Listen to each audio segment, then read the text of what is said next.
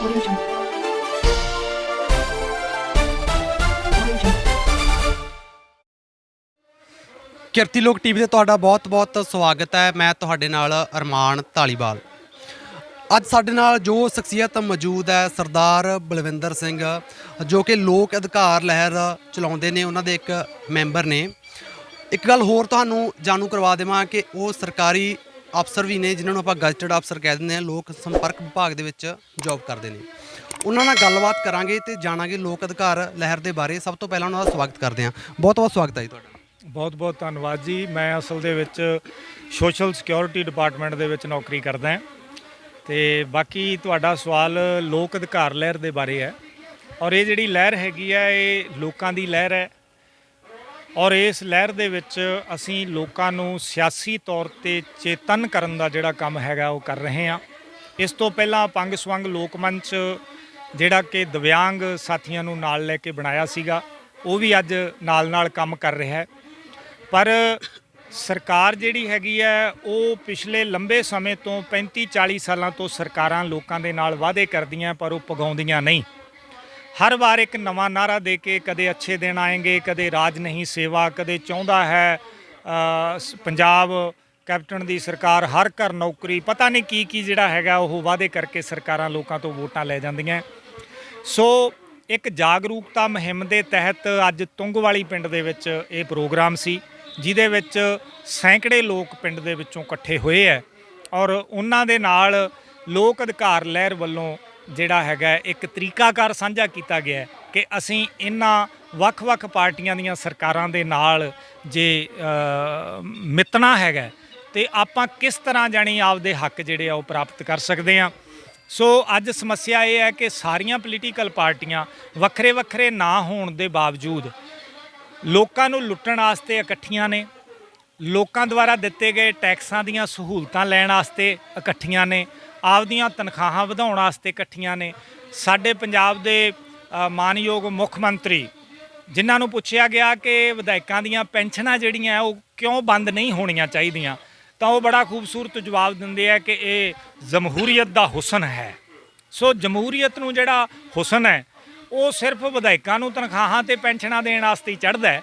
ਜਿਸ ਵੇਲੇ ਲੋਕਾਂ ਨੂੰ ਰੁਜ਼ਗਾਰ ਦੇਣਾ ਹੋਵੇ, ਜਿਸ ਵੇਲੇ ਲੋਕਾਂ ਦਾ ਵਿਕਾਸ ਕਰਨਾ ਹੋਵੇ, ਜਿਸ ਵੇਲੇ ਲੋਕਾਂ ਨੂੰ ਪੈਨਸ਼ਨ ਦੇਣੀ ਹੋਵੇ, ਅੰਗਹੀਣ, ਬੁਢਾਪਾ, ਵਿਧਵਾ, ਮਨਰੇਗਾ ਦੀ ਦਿਹਾੜੀ ਦੇਣੀ ਹੋਵੇ, ਮਿਡ ਡੇ ਮੀਲ ਤੇ ਆਸ਼ਾ ਵਰਕਰਾਂ ਨੂੰ ਕੁਛ ਪੈਸਾ ਦੇਣਾ ਹੋਵੇ, ਉਹਨਾਂ ਦੀ ਸੇਵਾ ਦਾ, ਉਹਨਾਂ ਦੀ ਨੌਕਰੀ ਦਾ, ਬੇਰੁਜ਼ਗਾਰਾਂ ਨੂੰ ਰੁਜ਼ਗਾਰ ਦੇਣਾ ਹੋਵੇ, ਅਧਿਆਪਕਾਂ ਨੂੰ 5-5 ਹਜ਼ਾਰ 'ਤੇ ਰੱਖਿਆ ਗਿਆ, ਉਹਨਾਂ ਨੂੰ ਤਨਖਾਹਾਂ ਦੇਣੀਆਂ ਹੋਣ, ਤਾਂ ਉਸ ਵੇਲੇ ਜਮਹੂਰੀਅਤ ਦਾ ਜਿਹੜਾ ਹੁਸਨ ਹੈਗਾ ਉਹ ਸਾਡੇ ਇਹਨਾਂ ਮਾਨਯੋਗ ਖਾਲੀ ਖਜ਼ਾਨਾ ਮੰਤਰੀ ਨੂੰ ਨਹੀਂ ਚੜ੍ਹਦਾ।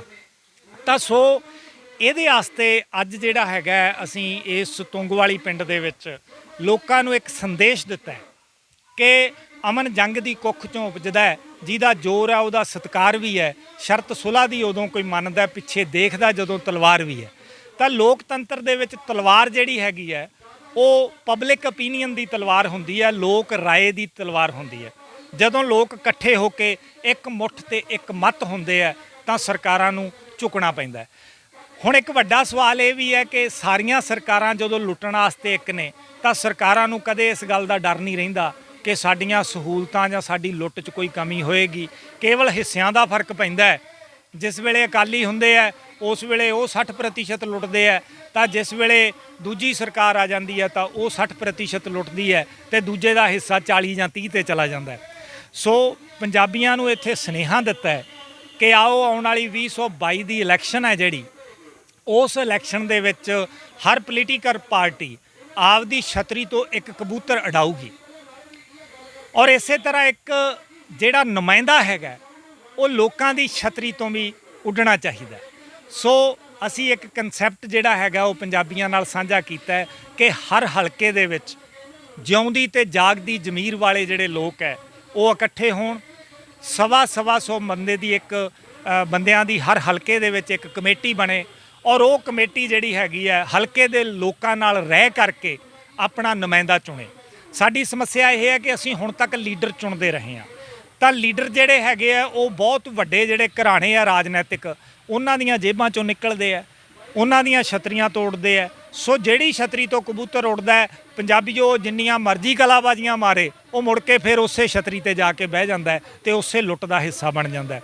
ਸੋ ਜਿਸ ਤਰ੍ਹਾਂ ਕਿਸਾਨ ਅੰਦੋਲਨ ਚੱਲ ਰਿਹਾ ਹੈ ਕਿ ਕਿਸਾਨ ਆਗੂਆਂ ਦੇ ਉੱਤੇ ਟਰਾਲੀਆਂ 'ਚ ਬੈਠੇ ਯੋਧਿਆਂ ਦਾ ਇੱਕ ਦਬਾਅ ਹੈ ਕਿ ਆਪਾਂ ਇੱਥੋਂ ਹੱਕ ਲੈ ਕੇ ਮੁੜਨੇ ਆ, ਆਪਾਂ ਸਰਕਾਰ ਨਾਲ ਕੋਈ ਵੀ ਉਹ ਸਮਝੌਤਾ ਨਹੀਂ ਕਰਨਾ ਜਿਹਦੇ 'ਚ ਲੋਕ ਘਾਟੇ 'ਚ ਰਹਿਣ। ਤਾਂ ਇਸੇ ਤਰ੍ਹਾਂ ਜਦੋਂ ਹਲਕੇ ਦਾ ਨੁਮਾਇੰਦਾ, ਹਲਕੇ ਦੇ ਲੋਕ ਆਪ ਫੈਸਲਾ ਕਰਕੇ ਚੁਣਨਗੇ ਔਰ ਉਹਦੀ ਇਲੈਕਸ਼ਨ ਜਿਹੜੀ ਹੈਗੀ ਹੈ ਉਹ ਸਾਰਿਆਂ ਲੋਕਾਂ ਦੇ ਸਹਿਯੋਗ ਦੇ ਨਾਲ ਲੜੀ ਜਾਊਗੀ। ਕਿਉਂਕਿ ਆਪਾਂ ਦੇਖਦੇ ਹਾਂ ਕਿਸ ਤਰ੍ਹਾਂ ਹੁੰਦਾ ਵੀ ਵੱਖ-ਵੱਖ ਪਾਰਟੀਆਂ ਇੱਕ ਐਮਐਲਏ ਖੜਾ ਕਰਦੀਆਂ, ਉਮੀਦਵਾਰ ਦਿੰਦੀਆਂ, ਤਾਂ ਉਹਨਾਂ ਨੂੰ ਬਹੁਤ ਵੱਡੀਆਂ ਵੱਡੀਆਂ ਕੋਠੀਆਂ ਵਾਲੇ ਜਿਹੜੇ ਲੋਕ ਹੈ ਉਹ ਆਪਦੇ ਤੀਜੇ ਚੌਥੇ ਕਮਰੇ 'ਚ ਲਿਜਾ ਕੇ ਲੱਖ ਦੀਆਂ ਗੁੱਟੀਆਂ ਦਿੰਦੇ ਆ। ਸੋ ਹਲਕੇ ਦੇ ਵਿੱਚ ਉਹ ਕਬਜ਼ਾ ਲਿਆ ਜਾਂਦਾ ਹੈ ਕੁਛ 100-200 ਲੋਕਾਂ ਵੱਲੋਂ।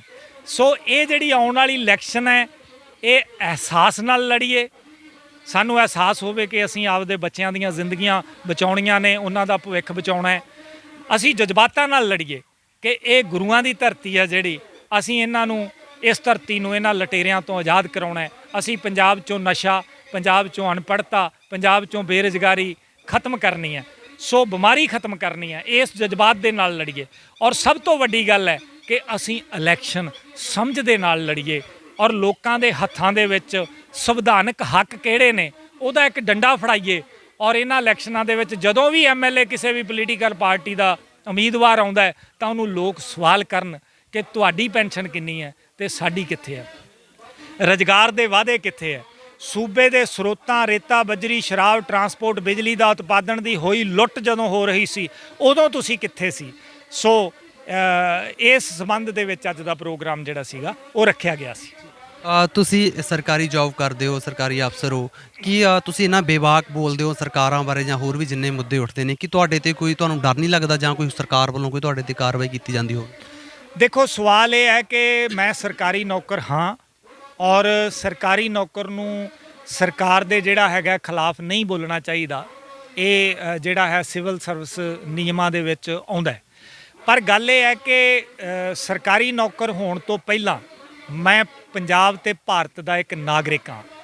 ਮੇਰੀ ਡਿਊਟੀ ਬਣਦੀ ਹੈ ਕਿਉਂਕਿ ਸੰਵਿਧਾਨ ਦੇ, ਸਾਡੇ ਸੰਵਿਧਾਨ 'ਚ ਲਿਖਿਆ ਗਿਆ ਹੈ ਕਿ ਜੇ ਸਾਡੇ ਸਰੋਤਾਂ ਦੀ ਕੋਈ ਲੁੱਟ ਹੋ ਰਹੀ ਹੈ, ਜੇ ਸਮਾਜ 'ਚ ਕੋਈ ਅਨਿਆਂ ਹੋ ਰਿਹਾ ਹੈ ਤਾਂ ਸਾਨੂੰ ਸਾਡਾ ਸੰਵਿਧਾਨ ਜਿਹੜਾ ਹੈਗਾ ਉਹ ਬੋਲਣ ਦੀ ਇਜਾਜ਼ਤ ਦਿੰਦਾ ਹੈ। ਔਰ ਹੁਣ ਤਾਂ ਸੁਪਰੀਮ ਕੋਰਟ ਨੇ ਵੀ ਇਹ ਕਹਿ ਦਿੱਤਾ ਹੈ ਕਿ ਭਾਵੇਂ ਕੋਈ ਮੁਲਾਜ਼ਮ ਹੈ, ਭਾਵੇਂ ਆਮ ਨਾਗਰਿਕ ਹੈ, ਉਹ ਆਪਦੇ ਹੱਕਾਂ ਦੀ ਗੱਲ ਕਰ ਸਕਦਾ ਹੈ। ਆਪਾਂ ਦੇਖਦੇ ਹਾਂ ਕਿ ਬੜੇ ਚਿਰ ਤੋਂ ਮੁਲਾਜ਼ਮ ਯੂਨੀਅਨਾਂ ਸਰਕਾਰਾਂ ਨੂੰ ਬਹੁਤ ਕੁਝ ਕਹਿੰਦੀਆਂ, ਬਸ ਫਰਕ ਸਿਰਫ ਇੰਨਾ ਹੈ ਕਿ ਉਹ ਲੋਕ ਆਪਣੇ ਆਪਣੇ ਹਿੱਤਾਂ ਲਈ ਲੜ ਰਹੇ ਹੈ ਤੇ ਅਸੀਂ ਲੋਕ ਅਧਿਕਾਰ ਲਹਿਰ ਦੇ ਵਿੱਚ ਪੂਰੇ ਸਮੁੱਚੇ ਪੰਜਾਬ ਦੇ ਹਿੱਤਾਂ ਲਈ ਲੜ ਰਹੇ ਹਾਂ। ਲੋਕ ਅਧਿਕਾਰ ਲਹਿਰ ਦੇ ਵਿੱਚ ਤੁਸੀਂ ਦੱਸਿਆ ਕਿਸਾਨੀ ਅੰਦੋਲਨ ਜੋ ਚੱਲ ਰਿਹਾ ਪਿਛਲੇ 3 ਮਹੀਨਿਆਂ ਤੋਂ ਦਿੱਲੀ ਬਾਰਡਰ ਤੇ, ਪਹਿਲਾਂ ਪੰਜਾਬ ਦੇ ਵਿੱਚ ਚੱਲਿਆ, ਉਸ ਨੂੰ ਤੁਸੀਂ ਸਪੋਰਟ ਦਿੱਤੀ ਹੈ ਜਾਂ ਉਸ ਨੂੰ ਕਿਸ ਤਰ੍ਹਾਂ ਵੇਖਦੇ ਹੋ ਕਿਸਾਨੀ ਅੰਦੋਲਨ? ਦੇਖੋ, ਕਿਸਾਨੀ ਅੰਦੋਲਨ ਨੂੰ ਪੂਰੀ ਸਪੋਰਟ ਹੈ ਕਿਉਂਕਿ ਕਿਸਾਨੀ ਅੰਦੋਲਨ ਜਿਹੜਾ ਹੈਗਾ ਉਹ ਸਾਡੀਆਂ ਜ਼ਮੀਨਾਂ ਨਾਲ ਜੁੜਿਆ ਹੋਇਆ ਹੈ, ਸਾਡੀਆਂ ਫਸਲਾਂ ਦੀ ਵਿਕਰੀ ਨਾਲ ਜੁੜਿਆ ਹੋਇਆ ਹੈ। ਕਿਸਾਨੀ ਅੰਦੋਲਨ ਜਿਹੜਾ ਹੈ ਉਹ ਸਾਡੀ ਆਜ਼ਾਦੀ ਨਾਲ ਜੁੜਿਆ ਹੋਇਆ ਹੈ। ਸੋ ਆਉਣ ਵਾਲੇ ਸਮੇਂ ਦੇ ਵਿੱਚ ਜਿਹੜਾ ਹੈ ਅਸੀਂ ਇਹ ਹੋਕਾ ਦਿੰਦੇ ਹਾਂ ਔਰ ਕਿਸਾਨ ਯੂਨੀਅਨ ਦੇ ਆਗੂਆਂ ਨੂੰ ਵੀ ਇਹ ਬੇਨਤੀ ਕਰਦੇ ਹਾਂ ਕਿ ਸਾਨੂੰ ਜਿਹੜੇ ਸਰਕਾਰੀ ਅਸਾਸੇ ਹੈਗੇ ਹੈ, ਸਰਕਾਰੀ ਜਾਇਦਾਦਾਂ ਹੈ, ਉਹਨਾਂ ਦੀ ਰਾਖੀ ਕਰਨੀ ਚਾਹੀਦੀ ਹੈ। ਜਿਵੇਂ ਸਾਡੀਆਂ ਖੰਡ ਮਿੱਲਾਂ ਵੇਚ ਦਿੱਤੀਆਂ ਗਈਆਂ ਜਾਂ ਬਠਿੰਡੇ ਦਾ ਥਰਮਲ ਪਲਾਂਟ ਜਿਹੜਾ ਹੈਗਾ ਉਹ ਵੇਚ ਦਿੱਤਾ ਗਿਆ।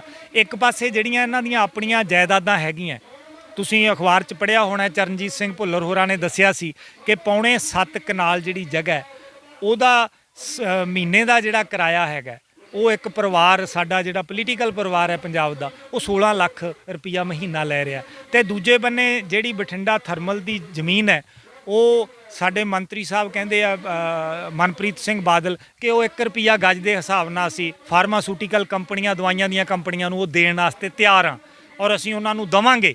ਇਸੇ ਤਰ੍ਹਾਂ ਪਿਛਲੀ ਸਰਕਾਰ ਨੇ ਜਿਹੜਾ ਇੱਥੇ ਮੈਕਸ ਹੌਸਪੀਟਲ ਖੁੱਲ੍ਹਿਆ ਉਹ ਇੱਕ ਬਹੁਤ ਪ੍ਰਾਈਮ ਲੈਂਡ ਜਿਹੜੀ ਹੈਗੀ ਹੈ ਉਹ 1 ਰੁਪਈਏ ਗਜ ਦੇ ਹਿਸਾਬ ਨਾਲ ਦਿੱਤੀ ਹੋਈ ਹੈ। ਸੋ ਜਦੋਂ ਸੂਬੇ ਦੀਆਂ ਜਾਇਦਾਦਾਂ ਅਸਲ 'ਚ ਸੂਬੇ ਦੇ ਲੋਕਾਂ ਦੀ ਮਾਲਕੀ ਹੈ, ਉਹ ਲੋਕਾਂ ਦੀਆਂ ਜਾਇਦਾਦਾਂ। ਸੋ ਇਹ ਜਿਹੜੀ ਲੁੱਟ ਹੈਗੀ ਹੈ ਇਹ ਬੰਦ ਕਰਨ ਵਾਸਤੇ ਵੀ ਕਿਸਾਨ ਜਥੇਬੰਦੀਆਂ ਜਿਹੜੀਆਂ ਹੈਗੀਆਂ ਉਹਨਾਂ ਨੂੰ ਅੱਗੇ ਆਉਣਾ ਚਾਹੀਦਾ ਕਿਉਂਕਿ ਲੋਕ ਸਾਥ ਦੇ ਰਹੇ ਆ ਉਹਨਾਂ ਦਾ, ਅਸੀਂ ਵੀ ਉਹਨਾਂ ਦਾ ਸਾਥ ਦੇ ਰਹੇ ਹਾਂ। ਸੋ ਸਾਨੂੰ ਜਿਹੜੇ ਸੂਬੇ ਦੇ ਵਿੱਚ 18 ਵਿਭਾਗ ਹੈ ਖੇਤੀ ਨਾਲ ਜੁੜੇ ਹੋਏ, ਉਹਨਾਂ ਦੇ ਖਿਲਾਫ ਵੀ ਇੱਕ ਲੜਾਈ ਲੜਨੀ ਚਾਹੀਦੀ ਹੈ। ਪੰਜਾਬ 'ਚ ਵੱਡੇ ਵੱਡੇ ਕਿਸਾਨਾਂ ਦੀਆਂ ਮਹਾਂ ਪੰਚਾਇਤਾਂ ਹੋ ਰਹੀਆਂ, ਅਸੀਂ ਵੀ ਉਹਨਾਂ 'ਚ ਸ਼ਾਮਲ ਹੋਏ ਹਾਂ, ਪਰ ਉੱਥੇ ਸੂਬਾ ਸਰਕਾਰ ਦੇ 18 ਵਿਭਾਗਾਂ ਦੀ ਗੱਲ ਜਿਹੜੀ ਆ ਨਹੀਂ ਕੀਤੀ ਜਾਂਦੀ। ਜਿੰਨਾ ਚਿਰ ਅਸੀਂ ਉਹਨਾਂ 18 ਵਿਭਾਗਾਂ ਨੂੰ ਆਜ਼ਾਦ ਨਹੀਂ ਕਰਾਵਾਂਗੇ, ਪਸ਼ੂ ਪਾਲਣ ਵਿਭਾਗ ਹੈ, ਮਾਰਕਫੈਡ ਹੈ, ਵੇਰਕਾ ਆ, ਵੇਅਰ ਹਾਊਸ ਹੈ, ਪਨਸਪ ਹੈ, ਪਨਗ੍ਰੇਨ ਹੈ, ਪਨਸੀਡ ਹੈ, ਪੰਜਾਬ ਐਗਰੀ ਐਕਸਪੋਰਟ ਹੈ, ਪਸ਼ੂ ਪਾਲਣ ਵਿਭਾਗ ਹੈ। ਸੋ ਕੋਈ ਵੀ ਵਿਭਾਗ ਜਿਹੜਾ ਹੈਗਾ ਉਹ ਖੇਤੀ ਵਾਸਤੇ ਕੰਮ ਨਹੀਂ ਕਰ ਰਿਹਾ। ਉੱਥੇ ਪੋਲੀਟੀਕਲ ਪਾਰਟੀਆਂ ਆਪਦੇ ਚੌਧਰੀਆਂ ਨੂੰ ਚੇਅਰਮੈਨੀਆਂ ਦੇ ਕੇ ਉਹਨਾਂ ਨੂੰ ਮੌਜਾਂ ਕਰਵਾ ਰਹੀਆਂ, ਉਹਨਾਂ ਦੇ ਉੱਤੇ ਕਰਜ਼ਾ ਚੱਕਿਆ ਜਾ ਰਿਹਾ ਹੈ, ਮਤਲਬ ਉਹਨਾਂ ਵਿਭਾਗਾਂ ਦੇ ਉੱਤੇ। ਸੋ ਜੇ ਉਹ ਵਿਭਾਗ ਹੀ ਨਹੀਂ ਬਚਣਗੇ ਤਾਂ ਸਾਡੀ ਖੇਤੀ ਕਿਵੇਂ ਬਚੂਗੀ? ਹੁਣ FCI ਜਿਹੜੀ ਖਰੀਦ ਕਰਦੀ ਹੈ ਉਹਦੇ ਉੱਤੇ ਖੁਦ ਪੌਣੇ 4 ਲੱਖ ਕਰੋੜ ਦਾ ਕਰਜ਼ਾ ਹੈ। ਸੋ ਸਵਾਲ ਇਹ ਹੈ ਕਿ ਜੇ ਕੇਂਦਰ ਸਰਕਾਰ ਸਾਨੂੰ ਪੈਸੇ ਹੀ ਨਹੀਂ ਦਿੰਦਾ, ਔਰ ਉਹ ਕਹਿੰਦਾ ਸਾਡੇ ਕੋਲੇ ਪੈਸੇ ਹੀ ਹੈ ਨਹੀਂ, ਕਿਉਂਕਿ ਉਹ ਜਿੰਨੇ ਵੀ ਜਨਤਕ ਵਿਭਾਗ ਹੈਗੇ ਆ ਉਹਨਾਂ ਨੂੰ ਵੇਚ ਰਿਹਾ, ਠੀਕ ਹੈ। ਸੋ ਕਿਤੇ ਨਾ ਕਿਤੇ ਸਾਨੂੰ ਸਭ ਨੂੰ ਨਾਲ ਲੈਣਾ ਚਾਹੀਦਾ, ਮਜ਼ਦੂਰਾਂ ਨੂੰ ਨਾਲ ਲੈਣਾ ਚਾਹੀਦਾ, ਸੋ ਵਪਾਰੀਆਂ ਨੂੰ, ਖਪਤਕਾਰਾਂ ਨੂੰ ਨਾਲ ਲੈਣਾ ਚਾਹੀਦਾ, ਕਿਉਂਕਿ ਉਹਨਾਂ ਨੂੰ ਵੀ ਕੱਲ੍ਹ ਨੂੰ ਮਹਿੰਗੇ ਭਾਅ ਇਹ ਸਾਰੀਆਂ ਚੀਜ਼ਾਂ ਮਿਲਣੀਆਂ।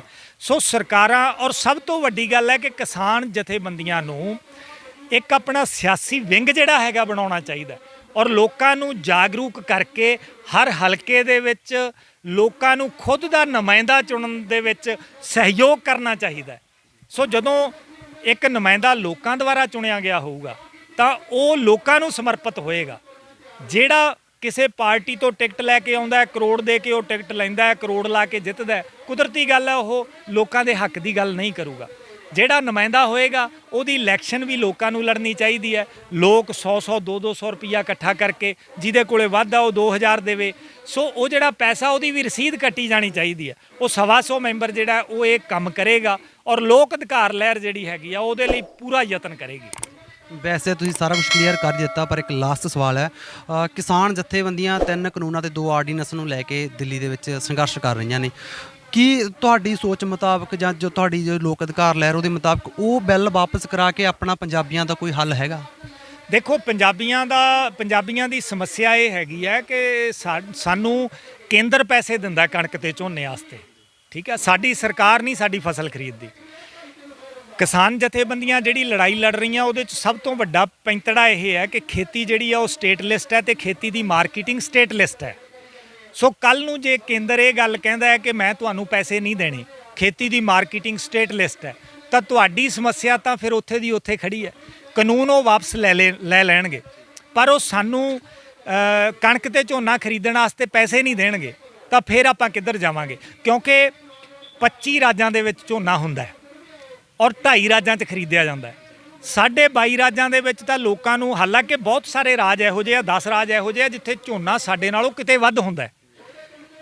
ਜਿਸ ਤਰ੍ਹਾਂ ਆਪਾਂ ਬਿਹਾਰ ਦੀ ਗੱਲ ਕਰ ਲਈਏ, ਉੱਥੇ 70 ਲੱਖ ਟਨ ਝੋਨਾ ਹੁੰਦਾ ਔਰ 58 ਲੱਖ ਟਨ ਉਹ ਖੁਦ ਖਾ ਲੈਂਦੇ ਆ। 22 ਕਰੋੜ ਉਹਨਾਂ ਦੇ ਲੋਕ ਆ ਔਰ ਉਹਨਾਂ ਦਾ ਭੋਜਨ ਹੈ ਜਿਹੜਾ ਉਹ ਚਾਵਲ ਹੈ।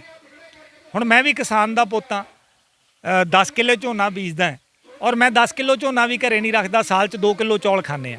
ਸੋ ਸਾਨੂੰ ਕੇਂਦਰ ਹੀ ਸਾਡੀ ਖਰੀਦ ਕਰਦਾ ਹੈ। ਖੇਤੀ ਬਿੱਲਾਂ ਦੇ ਇਕੱਲੇ ਵਾਪਸ ਹੋਣ ਦੇ ਨਾਲ ਸਾਡੀ ਇਹ ਸਮੱਸਿਆ ਹੱਲ ਨਹੀਂ ਹੋਣੀ। ਸਾਨੂੰ ਖੇਤੀ ਵਿਭਿੰਨਤਾ ਵਾਸਤੇ ਕੇਂਦਰ ਪੈਸੇ ਦੇਵੇ ਔਰ ਪੰਜਾਬ ਦੀ ਸਰਕਾਰ ਜਿਹੜੀ ਹੈਗੀ ਹੈ ਉਹ ਵੇਅਰ ਹਾਊਸ ਤੇ ਪਨਸਪ ਦੇ ਵਿੱਚ ਮਤਲਬ ਇਸ ਗੱਲ ਦਾ ਪ੍ਰਬੰਧ ਕਰੇ ਕਿ ਉਹ ਦਾਲਾਂ ਖਰੀਦੇ, ਉਹ ਮੱਕੀ ਖਰੀਦੇ, ਉਹ ਤੇਲ ਬੀਜ ਖਰੀਦੇ। ਜਿਸ ਤਰ੍ਹਾਂ ਮਾਰਕਫੈਡ ਹੈਗੀ ਆ ਉਹਨੂੰ ਫੂਡ ਫੈਡ ਬਣਾਇਆ ਜਾਣਾ ਚਾਹੀਦਾ, ਠੀਕ ਹੈ ਨਾ। ਹੁਣ ਕਣਕ ਸਾਡੀ 20 ਮਣ ਹੀ ਝੜਨੀ ਹੈ, 20 ਕੁਆਂਟਲ ਹੀ ਝੜਨੀ ਹੈ, ਉਹ 40 ਤਾਂ ਝੜਨੀ ਨਹੀਂ। ਹੁਣ ਜੇ ਅਸੀਂ ਮਤਲਬ ਉਹਦੇ 'ਚ ਵਾਧਾ ਲੈਣਾ ਤਾਂ ਸਾਨੂੰ ਕੋਆਪਰੇਟਿਵ ਮਾਡਲ ਅਪਣਾ ਕੇ ਸਾਨੂੰ ਉਹਦੀ ਜਿਹੜੀ ਹੈਗੀ ਆ ਗ੍ਰੇਡਿੰਗ ਕਰਨੀ ਪਊਗੀ, ਪ੍ਰੋਸੈਸਿੰਗ ਕਰਨੀ ਪਊਗੀ, ਉਹਦੀ ਪੈਕਿੰਗ ਕਰਨੀ ਪਊਗੀ, ਉਹਦੀ ਮਾਰਕੀਟਿੰਗ ਕਰਨੀ ਪਊਗੀ। ਇੱਕ ਕੋਆਪਰੇਟਿਵ ਮਾਡਲ ਖੜਾ ਕਰਨਾ ਪਊਗਾ, ਠੀਕ ਹੈ ਨਾ। ਸੋ ਅਸੀਂ ਜਥੇਬੰਦੀਆਂ ਨੂੰ ਵੀ ਇਹ ਬੇਨਤੀ ਕੀਤੀ ਸੀਗੀ ਕਿ ਕੇਂਦਰ ਸਰਕਾਰ ਤੋਂ ਕੋਆਪਰੇਟਿਵ ਮਾਡਲ ਲਈ ਪੈਸਾ ਮੰਗੋ। 14 ਕਰੋੜ ਕਿਸਾਨਾਂ ਲਈ, ਭਾਰਤ ਦਿਆਂ ਲਈ ਸਰਕਾਰਾਂ ਨੂੰ ਉਹ ਪੈਸਾ ਦਿੱਤਾ ਜਾਵੇ ਔਰ ਕੋਆਪਰੇਟਿਵ ਮਾਡਲ ਖੜਾ ਹੋਵੇ। ਇੱਕ ਪਾਸੇ ਕਾਰਪੋਰੇਟ ਹੋਵੇ, ਇੱਕ ਪਾਸੇ ਕੋਆਪਰੇਟਿਵ ਹੋਵੇ। ਦੋਹਾਂ ਦੇ ਕੰਪੀਟੀਸ਼ਨ 'ਚ ਕਿਸਾਨ ਨੂੰ ਵੱਧ ਪੈਸੇ ਮਿਲਣਗੇ ਫਸਲ ਦੇ, ਔਰ ਜਿਹੜਾ ਕੰਜ਼ਿਊਮਰ ਹੈ ਉਹਦੇ ਕੋਲੇ ਦੋਹਾਂ ਦੇ ਕੰਪੀਟੀਸ਼ਨ ਦੇ ਵਿੱਚ ਇੱਕ ਜਿਹੜਾ ਹੈਗਾ ਅੱਛਾ ਫੂਡ ਤੇ ਸਸਤਾ ਫੂਡ ਜਿਹੜਾ ਹੈਗਾ ਉਹਨੂੰ ਮਿਲੇਗਾ। ਤਾਂ ਸੋ ਇਹ ਸਾਰੀਆਂ ਚੀਜ਼ਾਂ ਜਿਹੜੀਆਂ ਹੈਗੀਆਂ ਇਹ ਕਰਨ ਦੀ ਜ਼ਰੂਰਤ ਹੈ। ਖੇਤੀ ਬਿੱਲ ਵਾਪਸ ਹੋਣੇ ਚਾਹੀਦੇ ਆ, ਪਰ ਇਕੱਲੇ ਵਾਪਸ ਹੋਣ ਦੇ ਨਾਲ ਪੰਜਾਬ ਦੀ ਸਮੱਸਿਆ ਹੱਲ ਹੋਣ ਵਾਲੀ ਨਹੀਂ। ਤੁਸੀਂ ਸਮਾਂ ਕੱਢਿਆ, ਬਹੁਤ ਬਹੁਤ ਧੰਨਵਾਦ। ਬਹੁਤ ਬਹੁਤ ਸ਼ੁਕਰੀਆ ਜੀ, ਧੰਨਵਾਦ। ਇਹ ਸਨ ਸਰਦਾਰ ਬਲਵਿੰਦਰ ਸਿੰਘ, ਜਿਨ੍ਹਾਂ ਨੇ ਆਪਾਂ ਨੂੰ ਲੋਕ ਅਧਿਕਾਰ ਲਹਿਰ ਦੇ ਬਾਰੇ ਤੇ ਜੋ ਕਿਸਾਨੀ ਸੰਘਰਸ਼ ਦਿੱਲੀ ਦੇ ਵਿੱਚ ਚੱਲ ਰਿਹਾ ਉਹਦੇ ਬਾਰੇ ਆਪਣੇ ਵਿਚਾਰ ਦੱਸੇ ਤੇ ਕੁਝ ਕਿਸਾਨ ਜਥੇਬੰਦੀਆਂ ਨੂੰ ਬੇਨਤੀਆਂ ਵੀ ਕੀਤੀਆਂ। ਕੈਮਰਾਮੈਨ ਸੁਖਦੇਵ ਢਾਲੀਵਾਲ ਦੇ ਨਾਲ ਮੈਂ ਅਰਮਾਨ ਢਾਲੀਵਾਲ, ਧੰਨਵਾਦ।